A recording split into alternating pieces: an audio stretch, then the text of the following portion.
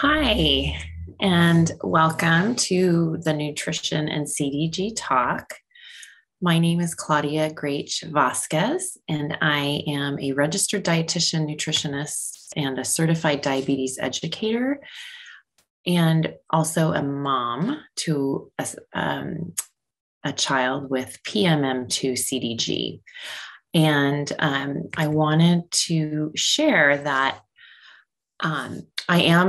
I've been a dietitian for well over 20 years, and I've worked in various areas, both clinically and outpatient. I have covered pediatrics and the neonatal ICU, but I am not a certified pediatric dietitian. So this will be more general information, but I will happily take any email questions and hopefully refer you to the right type of dietitian if your child has some complex nutritional issues. But hopefully this will be helpful and you can have some resources at the end of my talk. So today I would like to cover a little bit about your child's nutritional needs, some of the complications that we may see in CDG, which can affect nutrition status. Talk a little bit about food and enteral nutrition or tube feedings, whether or not there are any special diets in CDG, and then hopefully I can share with you some resources. So the nutrient needs of an infant or child are quite unique and definitely crucial for growth and development. As if you already listened to Dr. Bradley Miller, the endocrinologist, his talk, growth can be impaired. It can have some complications, and a lot of times nutrition is involved. Many CDG children are at nutritional risk, resulting from altered metabolism, GI dysfunction, or malabsorption. There might be medication-nutrient interactions, or from developmental and behavioral issues that are related to their chronic health conditions. A dietitian's role is to ensure the child meets their nutritional needs for growth and development while aiding in the management of complications, symptoms of disease, plus potential treatment side effects.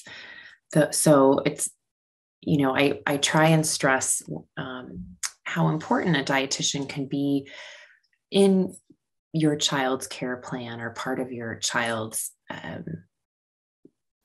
healthcare team. So what we look at is, of course, calories and how the child is growing. We look at how they are doing dietary-wise with their macronutrients, which would be your carbohydrates, protein, and fat, as well as their micronutrients, vitamins and minerals, plus fluid and fiber. This is one of my favorite websites for both our kiddos with CDG, but also if you have any typical unaffected children, and it's great for adults too. It's called myplate.gov. I pulled up what a typical child between the age of 4 to 8, they should be taking in about 1,200 calories. This is based on activity level, and of course, it would be altered based on what other healthcare issues they may have. But it just gives you an idea of what a child should be eating to meet all of those nutrient needs, both macro and micronutrients. So you can see it's about a cup of fruits, 1.5 cups of vegetables, 4 ounces of grains, 3 ounces of protein, and 2.5 cups of either dairy or some sort of calcium-rich foods. And the serving sizes are definitely smaller than what an adult would need. And it's just a great place to go and get ideas. So one of my favorite resources to share. And what a dietitian would do, and often, whether we're working with adults or children, but especially with children, is we are going to look at Growth parameters. So we would look at the child's growth chart. We would note whether or not they're underweight and what might be the cause of the child being underweight. Usually they're not getting enough calories and nutrients, but there might be some other issues playing a role. Do they have short stature? Are they not, growing height-wise like they should be? Is it genetic? What do their parents look like? Or is it due to suboptimal nutrition or perhaps medications? Then we look at their caloric intake. This is where those detailed food histories or food diaries would come into play. The dietitian will estimate caloric intake as well as caloric expenditure. So how many calories, it's a guesstimate, but how many calories that child will need for growth.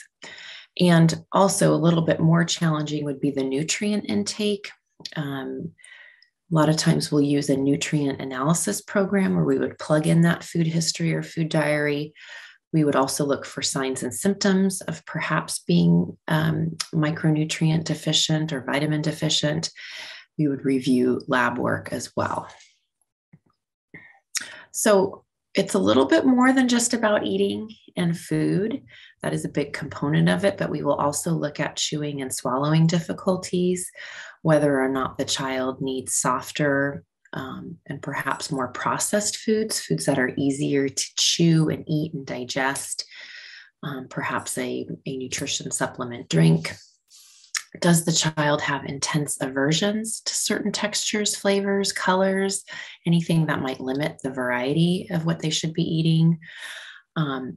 I remind my parents often that growth alone is not a measure of health.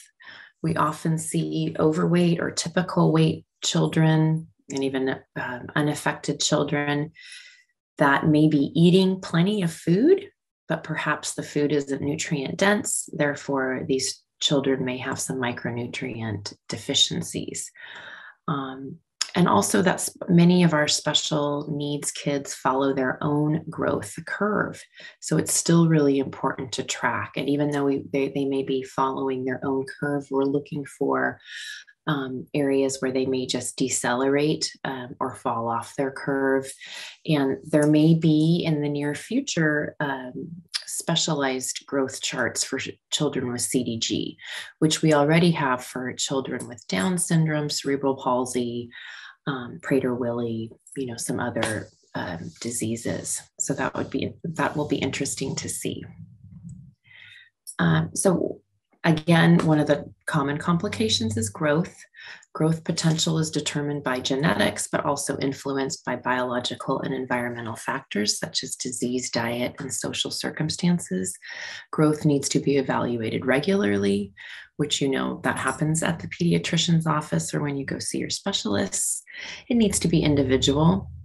The child may be fine at a lower BMI, especially if they have low muscle tone. It's important to track that BMI. And again, making sure that it is parallel to the growth of a child unaffected.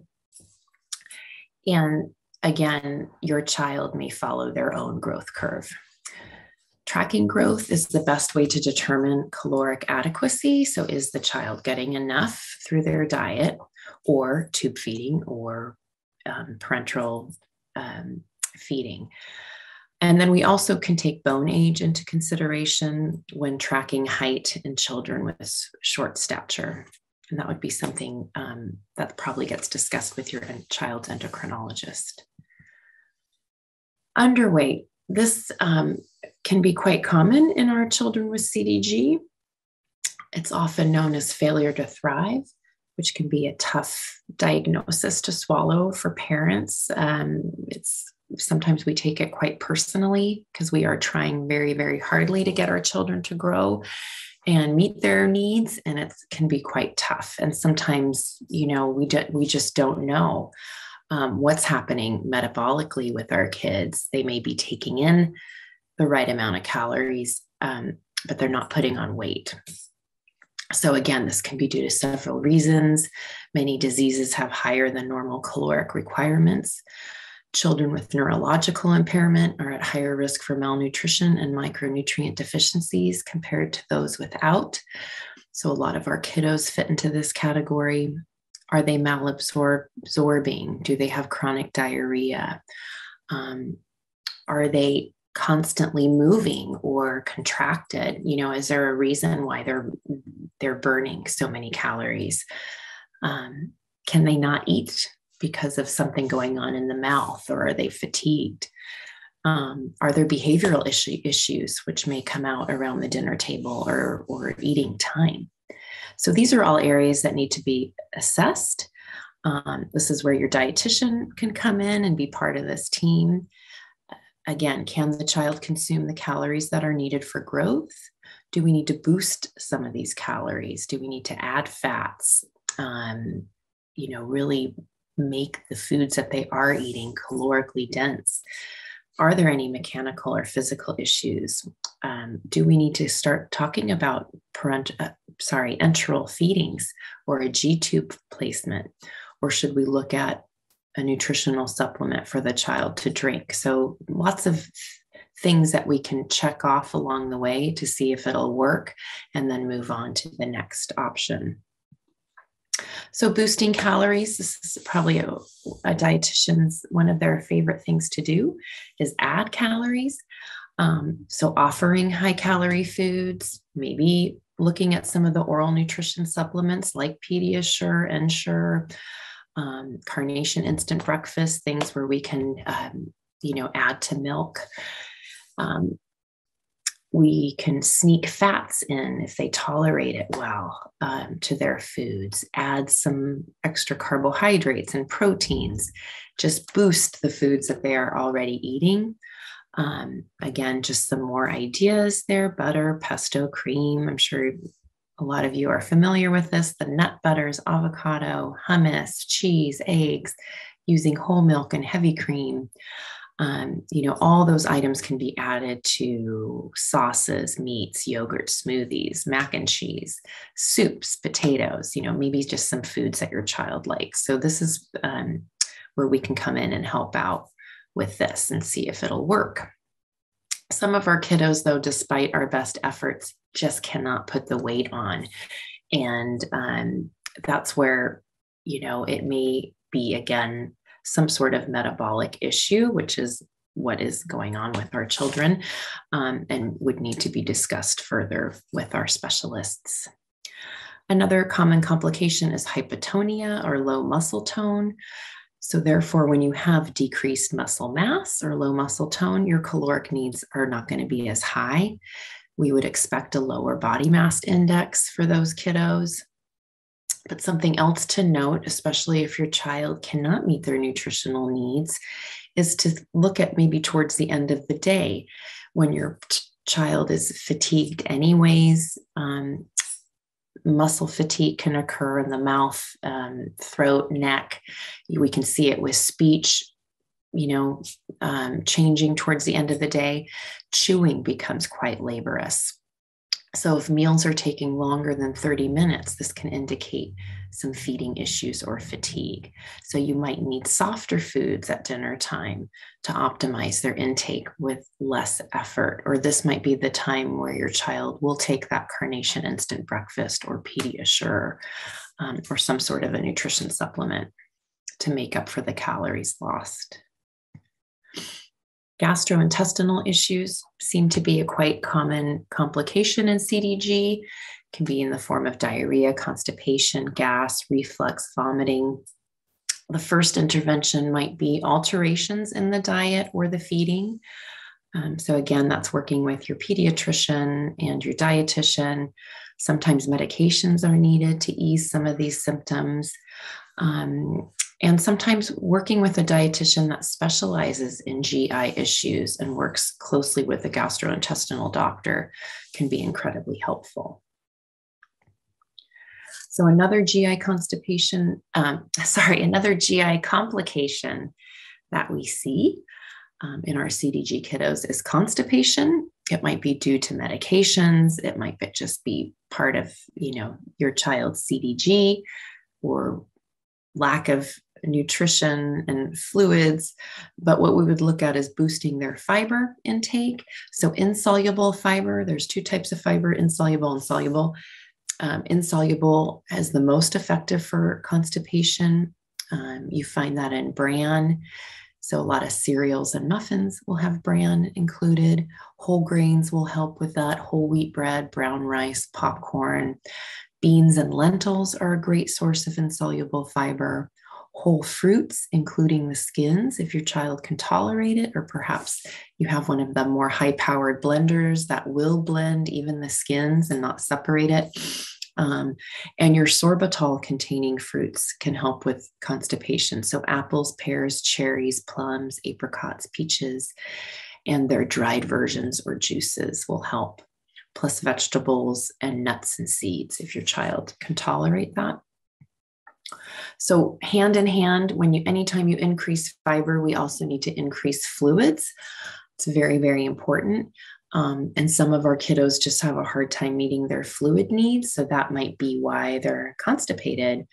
And hydration might be an issue all the time. So we calculate fluid needs based on the child's body weight.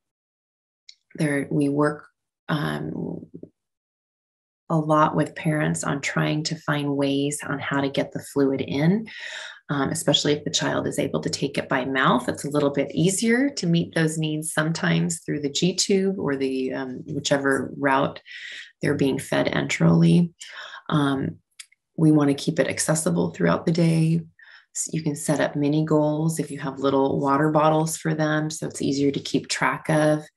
I know some parents have put fluid goals as part of their IEP. So when the child goes to school, the staff can track it and help push fluids. And you can also use food as a source of fluid. So a lot of the foods that I've listed here have a high fluid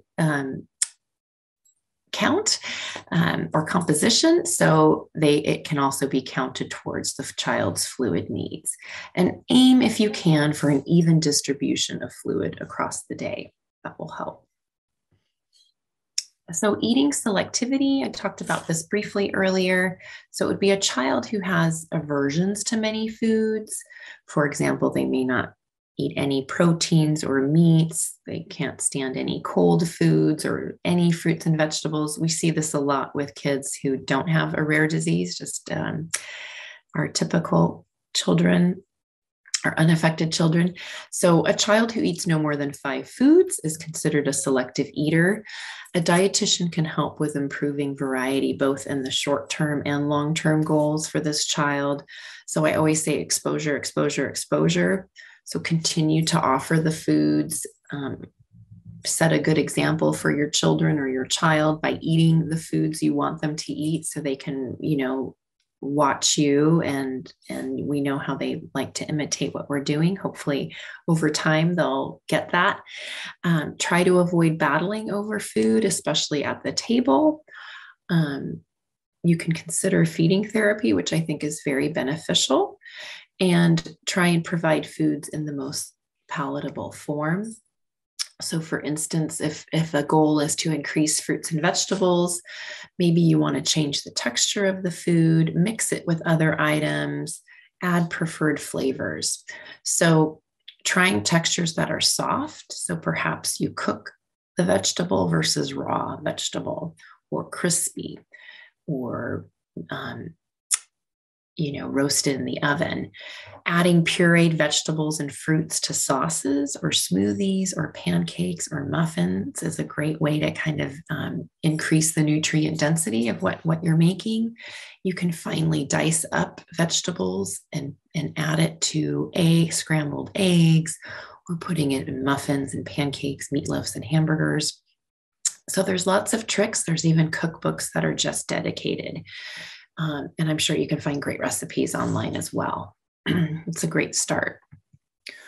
So potential indications for that feeding therapy that I mentioned earlier. So if the child has really limited or poor oral intake, they refuse entire food groups or food types, and they may seem to have just sensory problems in general, that can also relate when it comes to eating. They are not putting on weight, or they're slowly gaining weight. Perhaps there are problems with them wanting to protect their airway and swallowing. You know, if they had a choking episode at one time, they may remember that and be really nervous about swallowing certain foods. There might be chewing difficulties. They might have difficulty moving the food around in the mouth. They may pocket food in the mouth. Again, they might have a history of gagging and choking. Or for some of our kiddos that are transitioning off of tube feedings and onto oral feedings food, they just have a lack of of oral feeding experiences. And again, that's where a feeding therapist can come in and be really helpful. The goals of feeding therapy would be developing the oral motor skills, expanding the amounts and types of foods that are consumed, develop positive associations with food. A feeding therapist is usually a speech language therapist, pathologist, or an occupational therapist who specializes in sensory integration. And they might have a feeding program that your child could be a part of. Again, it's this multidisciplinary team approach that really makes for a successful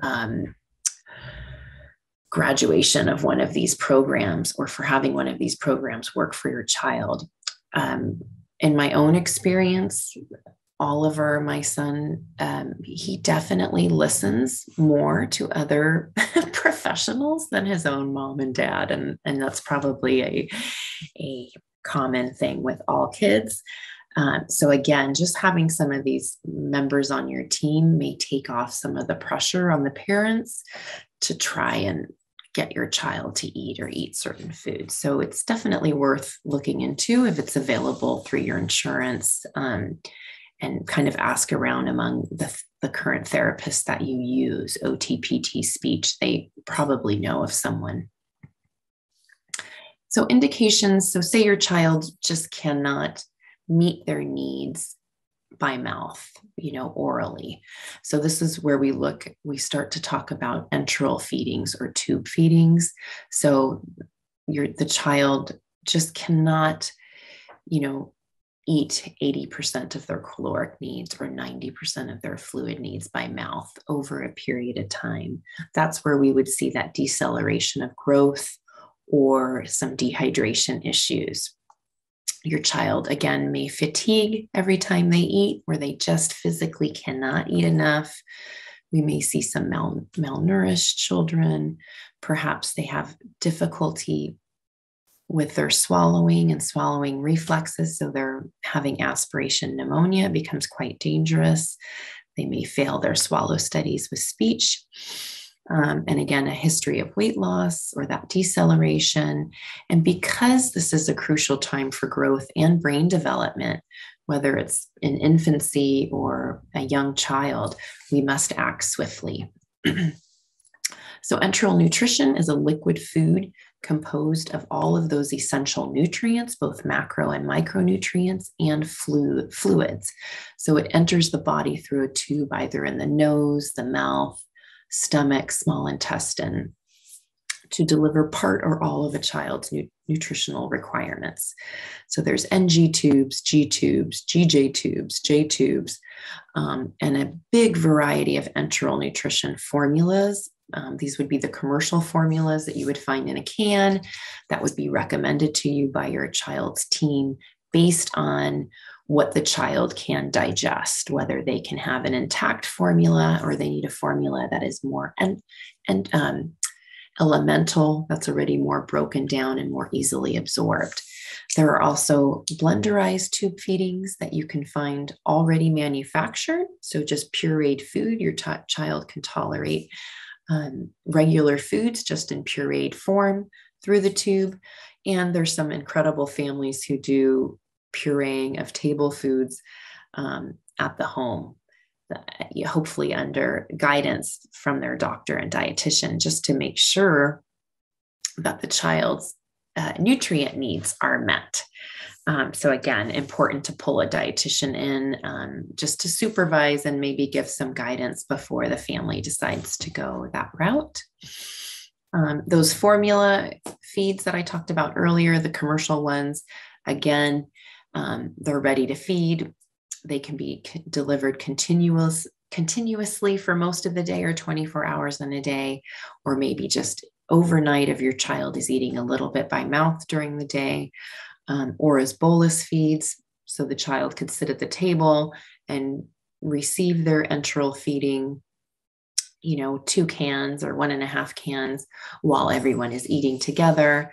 Again, some children may benefit from supplemental enteral nutrition when they are unable to meet all their nutritional needs by mouth. These type of formulas have very low risk of clogging tubes, even the small tubes. Usually it's covered by insurance. The formulas can be specialized, if your child has certain allergies, malabsorption issues. But just for a lot of families that I have worked with in the past, when I was covering pediatrics more, it may have been a tough decision to make initially, but I feel most of them, after they made the choice to switch to a G tube, it really took a lot of pressure off of them, and they could see that their child's needs were getting met, and the child growth started to accelerate a little bit, and they felt a lot better. And it doesn't mean their child will be on tube feedings forever. And some might be, and that's as long as their nutritional needs are getting met. That's what's most important. And hopefully working with your child's team, everyone's on board and working towards that goal. You really want to do what works best for you and your family and for your child.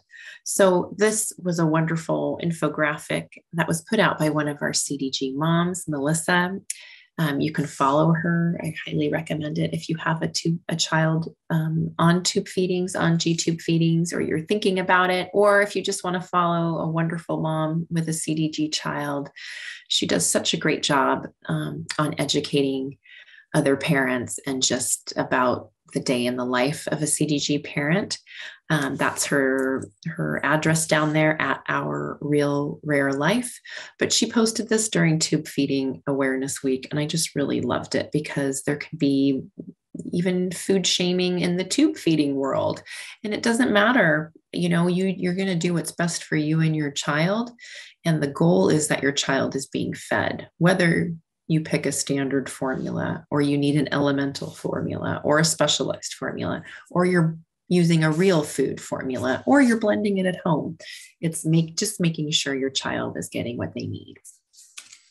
So great, highly recommend following Melissa. Just quickly, some nutrient deficiencies that we may see that can be common in our CDG kiddos and also in again, unaffected kiddos is iron. Perhaps your child has low iron stores. Reflux medications can reduce the absorption of iron. Inadequate intake may result from diets that are not balanced, especially if your child does not eat close to that chart that I showed you early on in my talk from myplate.gov. A lot of times these kiddos will be recommended to take an iron supplement, which work really well if they can tolerate it. If there's a poor tolerance of the iron supplement, perhaps they can take it every other day. Sometimes a side effect of taking iron is constipation. So if that's already a problem, again, this is where you would hone in with your dietitian and come up with ways to make it more tolerable. We would also go over high iron foods, iron fortified and iron rich foods that you want to pair up with high vitamin C foods. That helps increase the absorption of the iron in the body. And even using an iron skillet for cooking can help. Calcium is another nutrient that we might see some deficiencies in.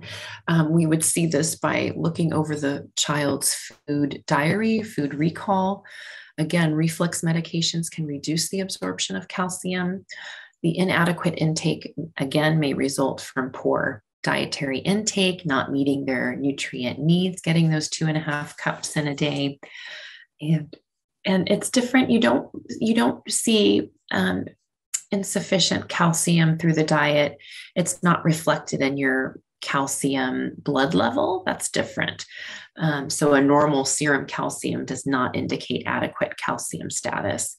We see it more by that diet recall. Some children refuse to take in any dairy at all. So then we'll look at alternatives or supplementing, or just some talking about other calcium rich foods. And the reason calcium is so important is for bone strength and for growth. And this may come up down the line or later in life if your child or young adult may fracture bones easily. We want to avoid that. Vitamin D deficiency is also quite common in most humans, adults as well. And it goes hand in hand with calcium in bone health and strength. And also we're finding that vitamin D it plays a big role in just the entire body and avoiding chronic health conditions.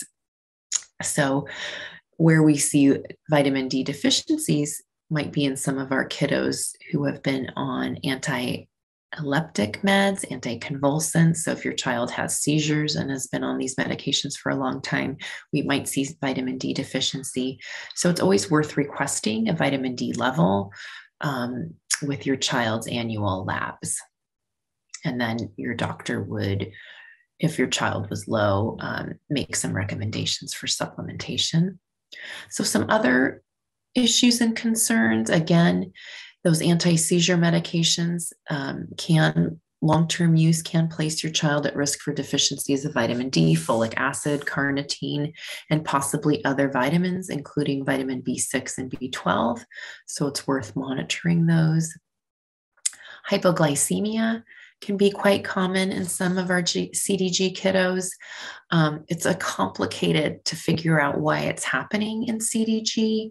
So the management should be individualized by the child's physician. Probably you'll have an endocrinologist on board and hopefully a dietitian to help. We may see some low bone mineral density.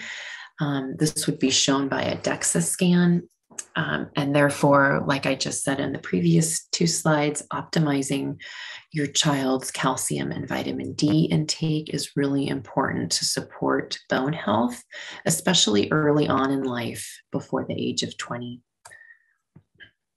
So are there any special diets for CDG? There is no one special diet for CDG. The child should be assessed individually based on growth and maybe if there are any complications happening. Some CDGs benefit or require nutrient supplementation that you'll hear from Dr. Morava in her talk. So there's mannose and galactose and fructose. And then the ketogenic diet, which you're going to hear more from if you listen to Dr. Eklund's talk. He's a neurologist from Sweden, and he works with a lot of kiddos with seizures who do benefit from this ketogenic diet. It does work in a small percentage and really requires a lot of hard work on the part of the parent. Hopefully they are paired up with a ketogenic dietitian who helps monitor that diet for the child. It's not something that is recommended, parents to do on their own. So again, it's used often in children with infantile spasms, so very early on in life, to really decrease seizures happening and any sort of damage in the brain. It can be used in some of our CDG kids with intractable seizures and our GP1 anchor kids. Like I said before, it's very hard to follow, so you really want support. There are some side effects to it, especially if the child is going to be on it for a long period of time. So we need to be monitoring all of these areas. So again, want to be followed by a specialist. The growth needs to be monitored. Hopefully you'll have a dietitian on board. And I think it's helpful to talk to some parents who do use it or have used it for their child with seizures. So in conclusion, Just it's important to know your child's nutritional needs for growth and development. Remember that your child's needs may be different from another child, even with the same CDG. So I see this a lot in the PMM2 community. Our kiddos can be so different, even though they are all under the PMM2 umbrella. Planning and providing nutrition care and intervention for the CDG child can be complex because many factors can be present that will affect their nutritional status. Optimal nutrition care involves consultation and care coordination with professionals from a variety of disciplines. So your child, again, may have a speech pathologist, an OT, feeding specialist, the dietitian, all working with the various specialty doctors. And I really stress, making sure that you do have a dietitian be a part of your child's team. These are just some other areas where we can help with. So not only will we assess the nutrient needs and whether or not they're being met, but we can really help with special diets on how to adapt the diet to meet the child's needs, help reduce anxiety about implementing some of these special diets. We know where to find certain foods, or we can provide resources for locating special foods or certain formulas. We can help problem solve. If it comes down to cooking and getting creative with foods, but whether we're boosting calories or sneaking in vegetables, we have a lot of experience with that. We can get quite creative and support the parent. And of course, offer ongoing support and encouragement for both the parent and child. So a couple resources here. So if you're considering tube feeding or your child is already tube fed, the Olay Foundation, feedingtubeawareness.org. Again, on social media, follow one of our CDG moms, Melissa Schlemmer at Our Real Rare Life, or the Feeding Tube Awareness Foundation. For general nutrition, the myplate.gov or eatright.org are some great websites as well. And I collaborated with Jennifer Miles, a registered dietitian nutritionist at the NIH, and these are some of the resources that I used as well. And that's it. Again, thank you so much for tuning in to my talk. Please feel free to reach out to me if you have any further questions. I am on Facebook. I'm part of all the CDG groups, or I'm sure Andrea can share my email with anyone. Thank you so much. Goodbye.